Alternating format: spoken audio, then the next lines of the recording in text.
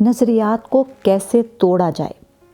मशहूर trainer Tony Robbins कहता है, इंसानी इकान और नज़रियात की मिसाल उस मेज़ जैसी है जिसकी 4 टांगें हैं। मेज़ अपनी 4 टांगों की बुनियाद पर खड़ी होती है।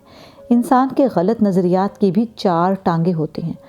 एक टांग तजुर्बात की है, दूसरी सीखने की है, तीसरी मुशाहिदे की, जबकि चौथी उन चीज़ों की है जो हमने देखा, सुनाया, हमें बताया गया। अगर मेज़ को गिराना है, बल्फाज दीगर अपने नज़रियात को ख़त्म करना है, तो उन पर सवाल उठाओ कि क्या मेरे नज़रियात और मुशाहिदात हकीकत के मुताबिक हैं? मैं जो सोचता हूँ क्या वो ठीक है? मेरे पास मौजूद इल्म ठीक है? मैं चीज़ों को जिस ज़ाविये से देखता हूँ क्या वो बाकी सबका भी है या सिर्फ मेरा? मुमकिन है जो आपकी मालूमात हों वो दुरुस्त ना हो। मुमकिन है कि वाक़यात को मानी आपने जो दिए हैं वो दुरुस्त ना हो। आप चीज़ों को जिस ज़ाविये से देखते हैं दूसरे के लिए वो ज़ाविया ना हो, क्योंकि जब ज़ाविया बदलता है तो नज़ारा भी बदल जाता है। जब भी आप सवाल उठाएंगे तो आपके गलत नज़रियात कमज़ोर होना शुरू हो जाएंगे।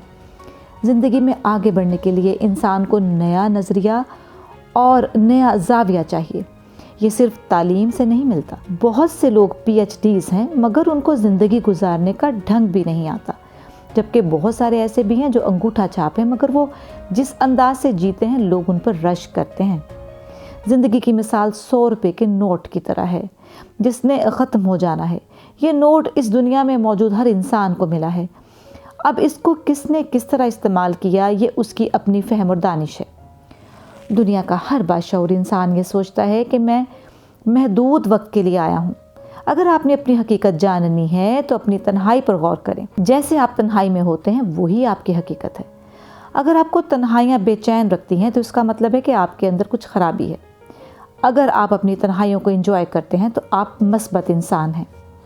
इंसान के नज़रियात उसको आगे बढ़ाने के लिए होते हैं। अगर आपकी ज़िंदगी की गाड़ी का हैंड ब्रेक गलत नज़रियात के हाथ में है तो आप जितना चाहें स्पीड देते रहें, गाड़ी नहीं चलेगी। जैसे एक शायर का शेर है, मैं खुद ही हूँ अपने आप के पीछे पड़ा हुआ, मेरा शुमार भी तो मेरे दुश्मनों में है। इंसान के अंदर जहालत के होते हुए उसको किसी दुश्मन की ज़रूरत नहीं रहती। मेरे पास जितने भी लोग काउंसलिंग के लिए आते हैं उनके दुश्मन मैंने बाहर नहीं बल्कि उनके अंदर देखे हैं। गलत शख्स को तबाह करने के लिए उसका अपना रवैया ही काफ़ी होता है। वो सीधा नज़रियात एडवर्ड डी बोनो के नज़दीक मशहूर मगरिबी मुफक्कर एडवर्ड डी बोनो कहते हैं कि इंसानी जहन की मिसाल रेत की तरह है जिस पर बारिश का एक कतरा गिरा, उसने मामूली सा सुराख किया, फिर दूसरा, तीसरा, चौथा गिरा और चंद सातों के बाद वहाँ एक रास्ता बन गया। उसके बाद मज़ीद कतरों से दूसरे अलग अलग रास्ते बन गए। अब उसके बाद अगर कोई कतरा गिरता है तो वो सुराख नुमा रास्ते में गिरकर उसी में बह जाता है।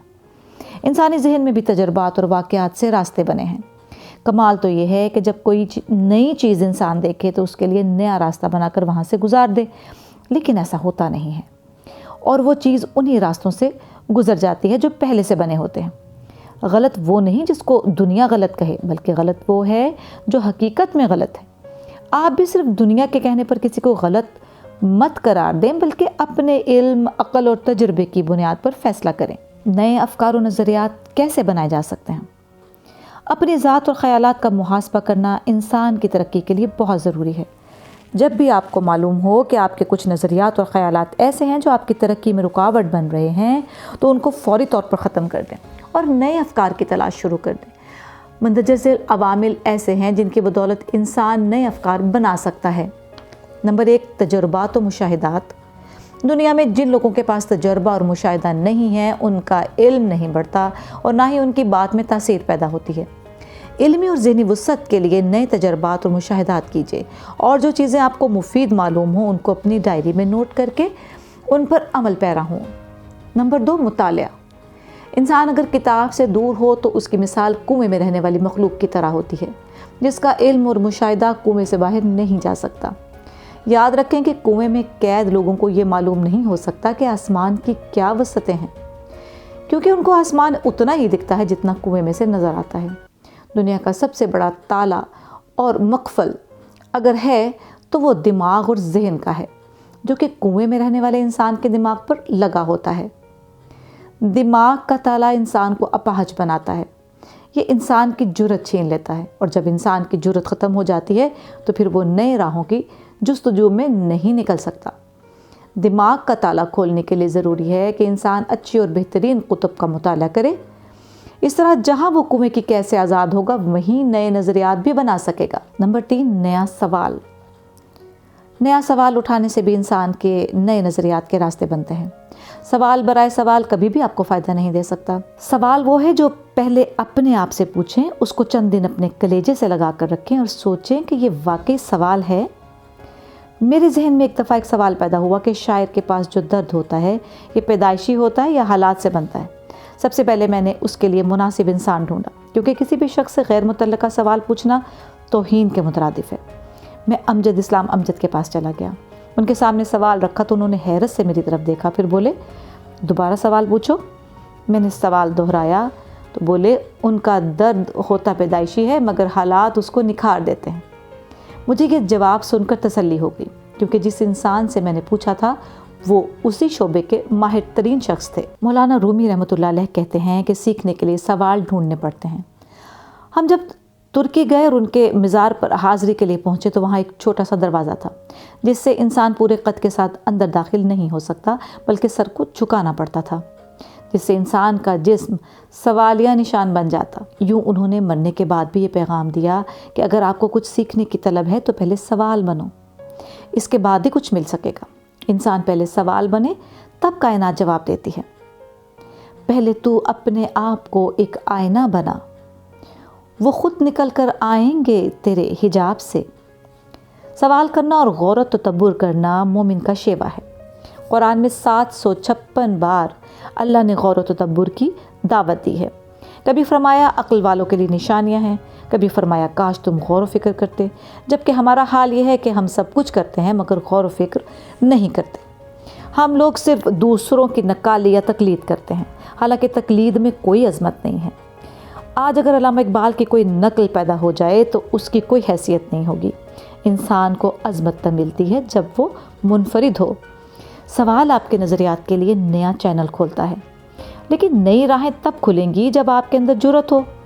اگر جرت اور ہمت نہیں ہے تو پھر نیا کچھ بھی نہیں آئے گا۔ اپنے ساتھ بیٹھ کر خود سے سوال کریں کہ میں کیا ہوں اور کہاں سے آیا ہوں۔ یہ بات یاد رکھیں کہ آگے بڑھنے کے لیے ہمیشہ اپنی موجودہ کیفیت کو جانچنا ہوتا ہے۔ دوسرا سوال یہ ہے کہ میں جو کر رہا ہوں یہ وہی کر رہا ہوں جہاں میں نے جانا ہے؟ اس آگے والے وقت کو آج اپنے ذہن میں رکھ کر سوچیں۔ ہم دیکھتے ہیں ہمارے معاشرے میں جب لوگ اپنا وزٹنگ کارڈ بنواتے ہیں تو اس پر مختلف طرح کے عہدے اور منصب لکھتے ہیں، حالانکہ انسان کی اصلیت وہ نہیں ہوتی، بلکہ انسان دراصل وہ ہے جو قبر میں جانے کے بعد ہے۔ جب لوگ کہیں گے کہ فلاں انسان بہت اچھا تھا، جو چراغ تب جلنے ہیں آپ کو وہ آج جلانے پڑیں گے۔ اس کے بعد اپنے آپ سے یہ سوال کریں کہ میں کہاں کہاں غلطی کر رہا ہوں۔ اس شخص کے ایمان پر شک کیا جانا چاہیے جو ایک ہی غلطی بار بار کر رہا ہے، کیونکہ اگر آپ کی عقل خود آپ کے کام نہیں آ رہی تو یہ بہت بڑا المیہ ہے۔